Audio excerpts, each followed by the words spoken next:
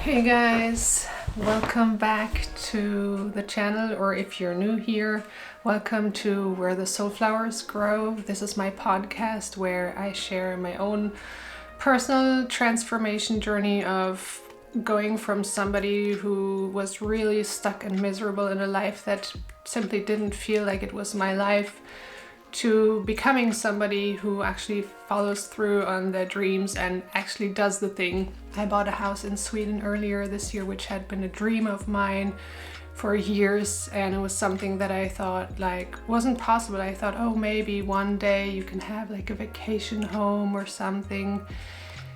And it hasn't been an easy journey, and taking all the choices was actually it was actually very hard. It meant ending my relationship, it meant quitting my job, it meant most of all stopping to be fake.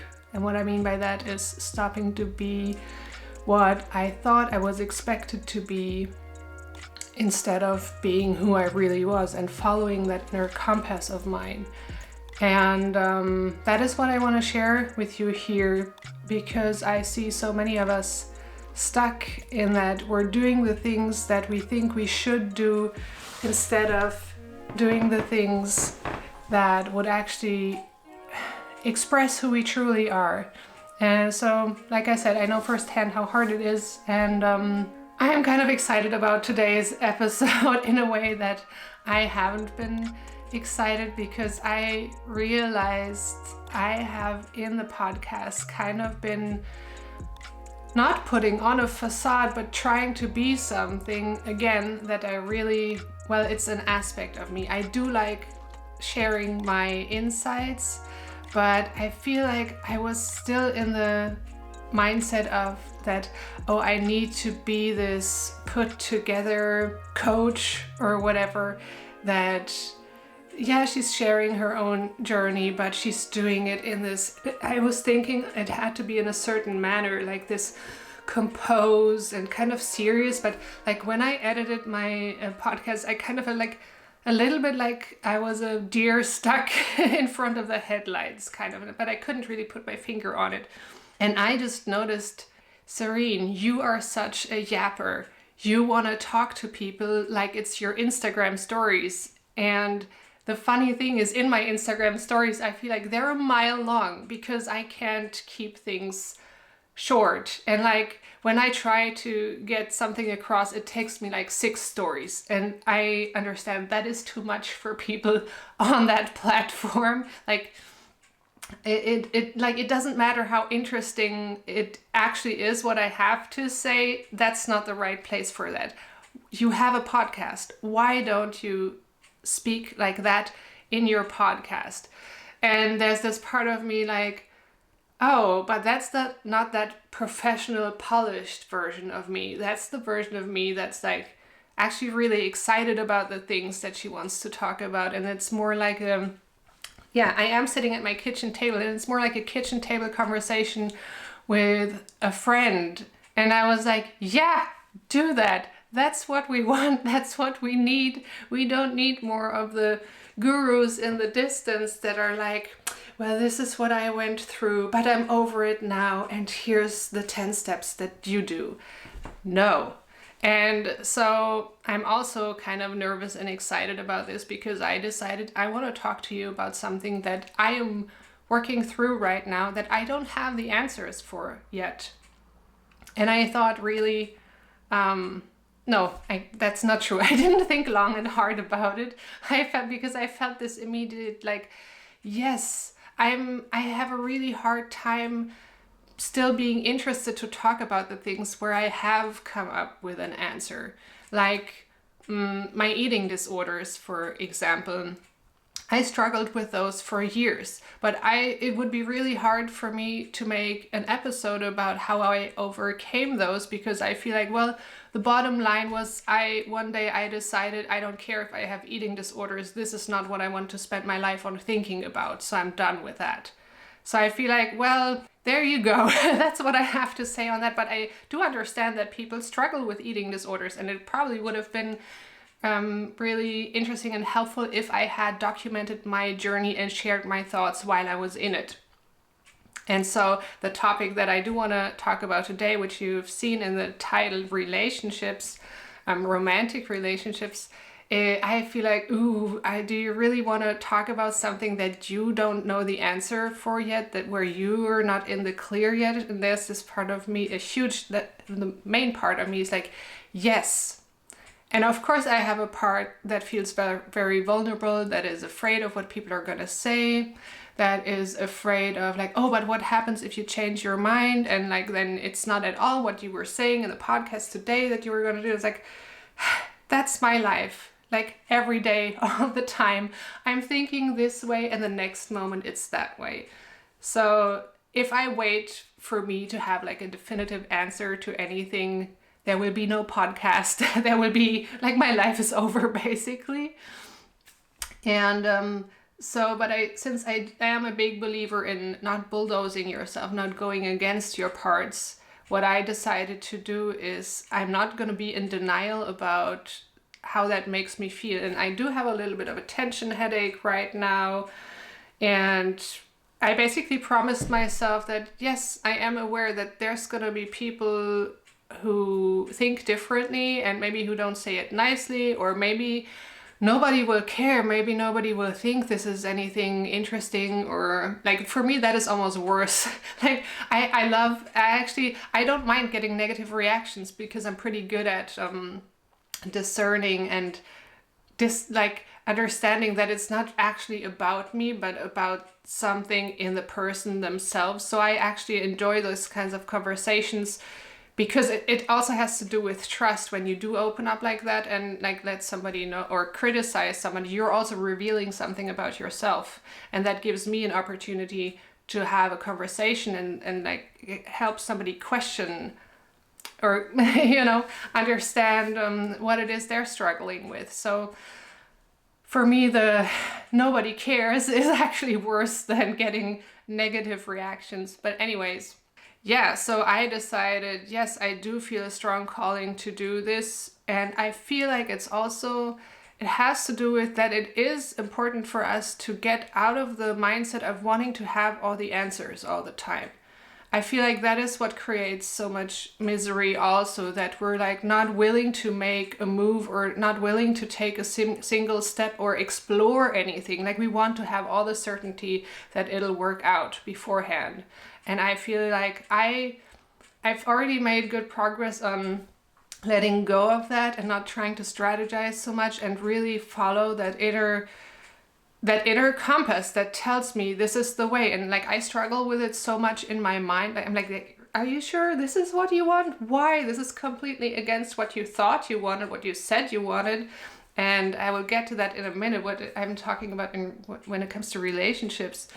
So that is my reason for wanting to share the raw, in the process kind of thoughts. And I'm really looking forward to a conversation with you. And maybe you have come way further down this path than I have. And I would be really curious to hear about your experiences. But let's dive in. I'm enjoying this so much more already than my regular podcast, where like I would script stuff because I was like, oh, you go off on tangents when you speak freely. And I do. I understand that I do.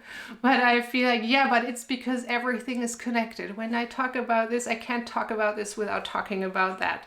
And I feel like, well, that's what podcasts are for. I love those podcasts as a listener myself. So why are you making yourself so wrong for it? But yes, let's dive into the relationship conundrum is what I was gonna say.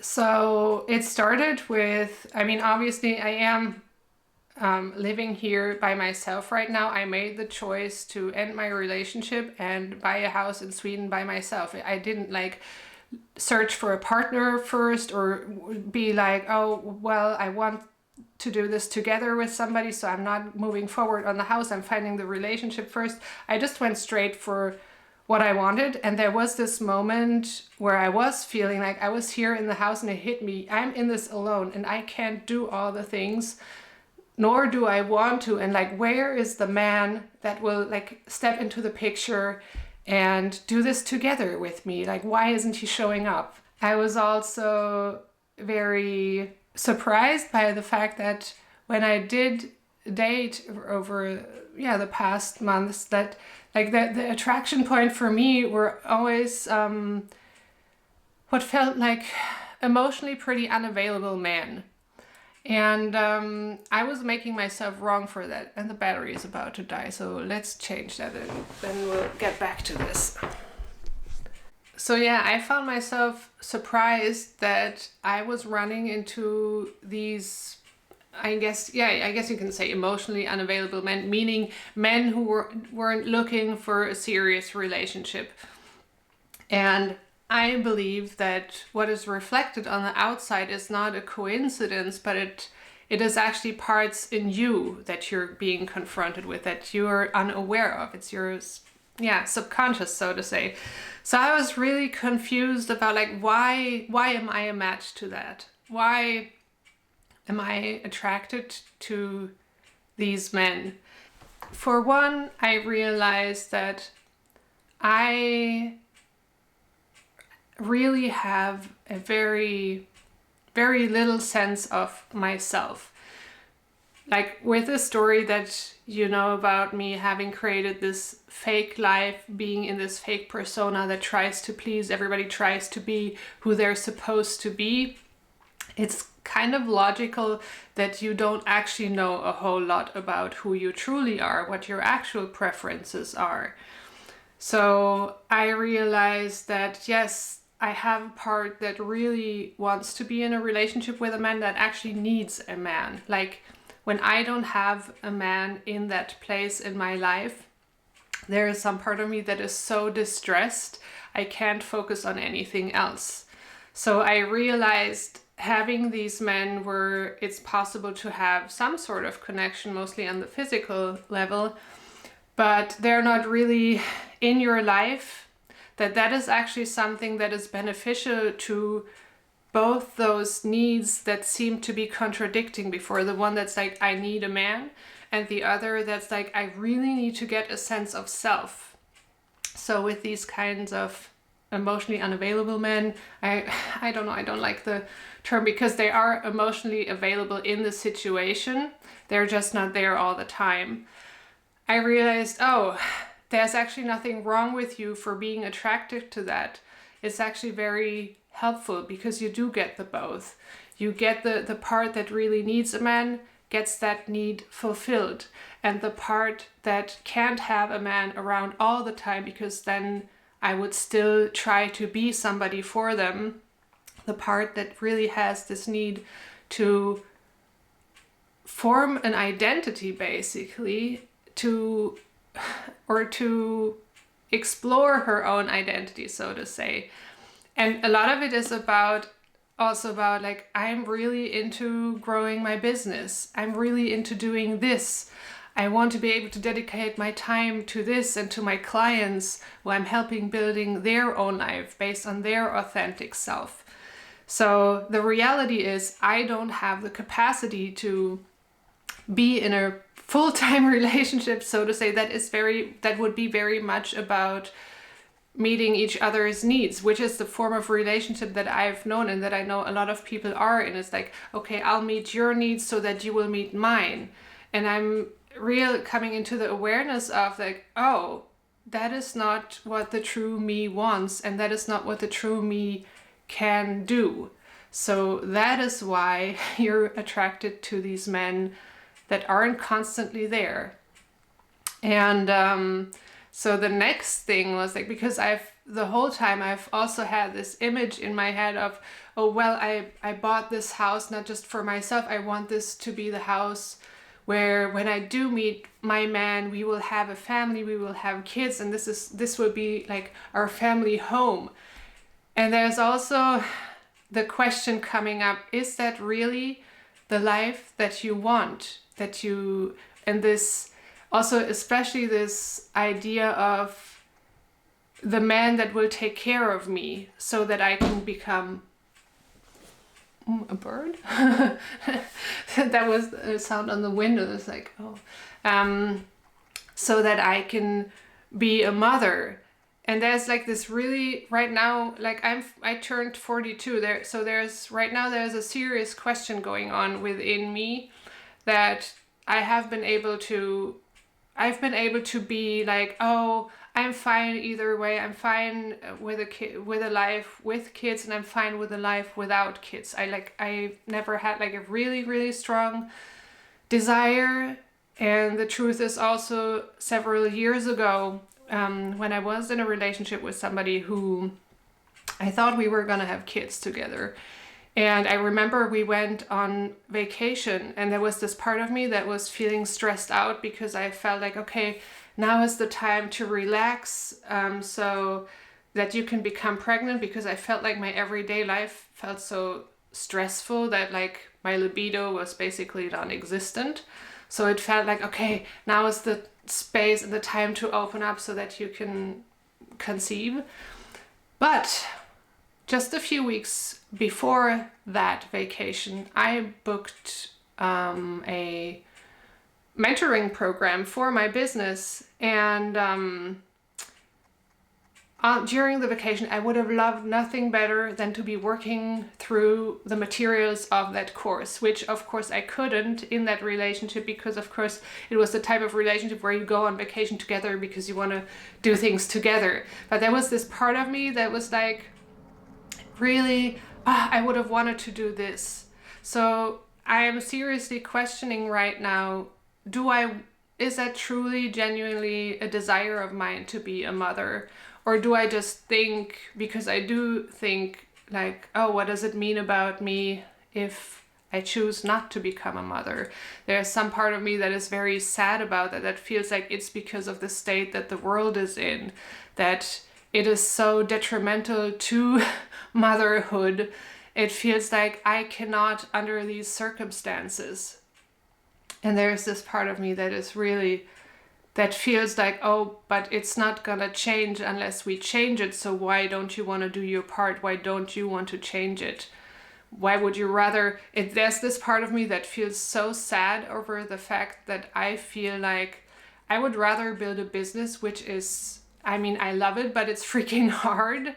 I would rather build a business than trust that I can be in a relationship where I can be a mother and make family life work without it feeling like a hell to me. That is the truth, and that feels really hard and sad. So I'm in this, okay, I'm still working through what is the truth, my personal truth. Because as much as I believe in, okay, we also come here with intentions that we set out before this life, before we went into this life. But I also believe in, you absolutely have choice, like your soul, your inner you can choose at any time. You just need to become aware of, okay, what is my actual, what do I think is important? And that can change also within a lifetime. Last night I was lying in bed and I was like thinking about my family line and thinking about how, like on my mother's side, how my grandma, she had 5 kids, and she was really sad about the fact that she couldn't work, that she wasn't allowed to work, that she was stuck at home with 5 children. And so to her that wasn't a positive experience, and she thought it was so amazing that I went to university, and she thought that was really great.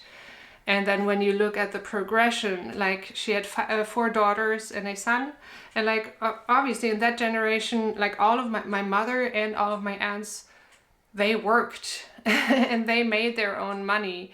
And my mother is the only one who had children, and she at some point my mom made more money than my dad, and still she was the one taking care of everything, including him. So I feel like, okay, the progression was that, okay, my grandma really would have loved to work and have that sort of freedom and, being able to, I think it's about being valued for what you do. That's what money does. It's value for what you do. Then the next generation, the women were able to work, but they didn't get the support from the husband in the way. It's more like they, on top of working, also had to support the husband, or for my mom, that's how I see it at least. And I was starting to question, like, oh, what if you've been thinking the whole time that you should be in that type of constellation where you're at home and the man is taking care of you and you're taking care of the family? What if you are actually in a line that wants to progress in a different direction? What if you want to progress in the way that I actually want to be the provider, like financially? I have nothing against that the money comes through me. I would just not be taking care of a man as if he were a child. What if he took care of himself, and what if he took care of me in a way that isn't financially, but like the emotional support, or the support that you need when you are running a business? And I mean, that is something that exists and that I see today, that so many women do.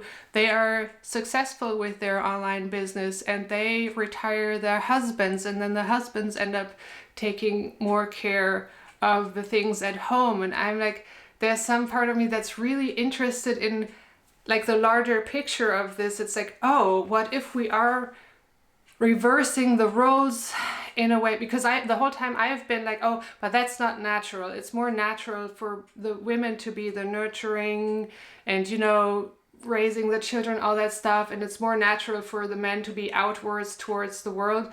But it's like, yeah, but what if consciousness is interested in reversing the roles so that both get more compassionate towards one another? Like, what if we go from, okay, the women being trapped at home and the not being valued or validated neither by their husbands nor by society, because nobody understands what that is like.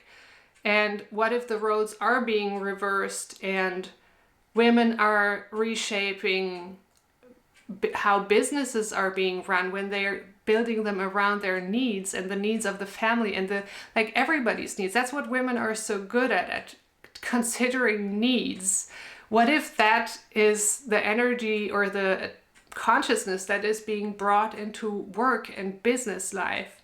And what if the men, because men do need to be needed, so why would that be so wrong that men take up the space in the home, raising the children and filling up that role, and also getting an understanding for what that is like, what that entails, and that, like, what if it progresses? I feel like, what if it progresses into this spiral of, okay, it used to be like this, now it's inverted, and then when both have been in both positions, what if it then progresses to, okay, what if it's this dance? But there is this part of me that is really interested in thinking way outside of the box,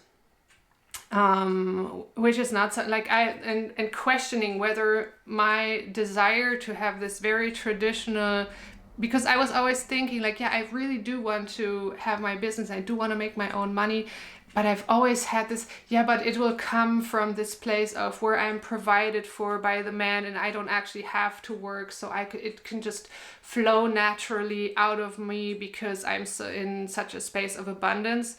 But the reality is, well, that's not what's been happening. That's not nowhere near the horizon. But there is this, like, the desire to bring into the world what I feel inside, what the world needs, this creating lives that are based around our needs and not based on shoulds. It's there regardless of whether there's a man in the picture or not. So what if this is my calling, and what if the relationships that fit that, what if they look different from what I thought?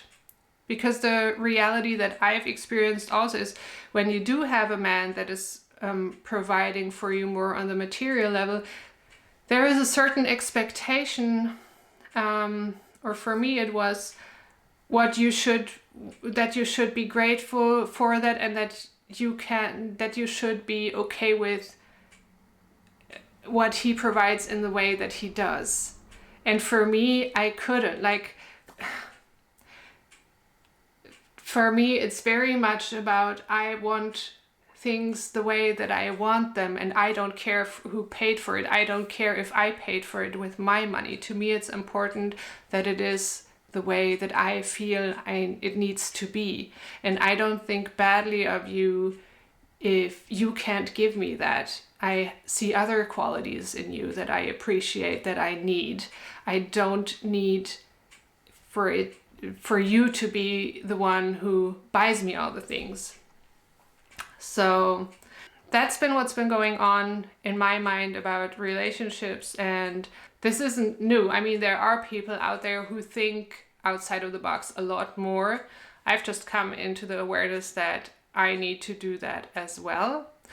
And I think it's really interesting to think about the larger picture, like I said, about the family lines, that I do think we're a stream of consciousness. And what if the progression from the generations before me isn't like, oh, but now I want the experience where I am at home and the man takes care of me and it feels really good. What if the curiosity is more towards what I was describing? Well, what if it is reversed? What if the workplace, the work world, the work sphere becomes shaped by the feminine, and the domestic sphere becomes more shaped by the masculine? Why not? What would happen? And I feel like this openness is what allows for things to actually work out, when we let go of that. We have already decided what's good and what's bad, what's right and what's wrong. Of course, everything has to do with trauma. Our desires come from the things that we didn't get, that we would have needed, and that shapes what we want and need now. And I feel like it is so needed that we lean into that instead of making it wrong. And I'm talking about myself. Like I've made myself wrong for the things I want, for how I want it, and try to change myself rather than accept that, okay, this is where I'm at right now. So let's go for the need that this created. And once that need is fulfilled, we will be able to move on to something else, because that's how it works. Once a need is fulfilled, once a desire is fulfilled, it doesn't end. You don't stop wanting or needing things. It creates new needs and desires. And that is actually something I think it's really fun and interesting, and like, how cool. I really want to see what happens. I want to be a part of this. This is life, and I want it. I want in. I want to see what happens when we do that, instead of being so stuck in our minds and trying to figure out all the answers beforehand. Let's just go down the path that the inner compass already knows and is already pointing towards. So yeah, that is what I'm here to share with you. And I have to say, I'm loving this new format so much. I can't wait. This will make it so much easier for me to record podcasts. I don't know what's gonna happen to my Instagram stories, because I feel like, oh, maybe I won't be as chatty in there anymore, because I'm like, okay, this is the place for that, but we will see. But do feel free to connect with me on Instagram, where I share a little bit of the behind the scenes, like what I'm up to, the day to day. Like, I don't see myself like producing podcasts every day on YouTube, but if you want more of the everyday connection, do feel free to connect with me on Instagram. And I am also looking forward to filming another vlog, like with house progress. Like, I haven't made much, but there is something I do want to do and take you along with. So that will be a vlog on the YouTube channel. You know, I also put these podcasts out on YouTube, but I feel like, yeah, podcasts are nice to listen to. So that's why I put them out on all the platforms. And I think this is just me ranting because I can't stop, but I also really have to go. I have an appointment. in town. I'm finally registered here in Sweden now. Yay! That's like a huge milestone this week, and this means that now I can get a Swedish ID card, which is what I have an appointment for in a little over an hour. And once I have that, I can get a Swedish bank ID and Swish. And if you don't know what Swish is, here in Sweden it's like PayPal. Everybody uses it for everything, and it's like you're not really human. You're not really someone when you don't have that, and now I can get it. So that's what my day is. And thank you so much for listening to this. I am so curious and so excited about the conversation in the comments with you.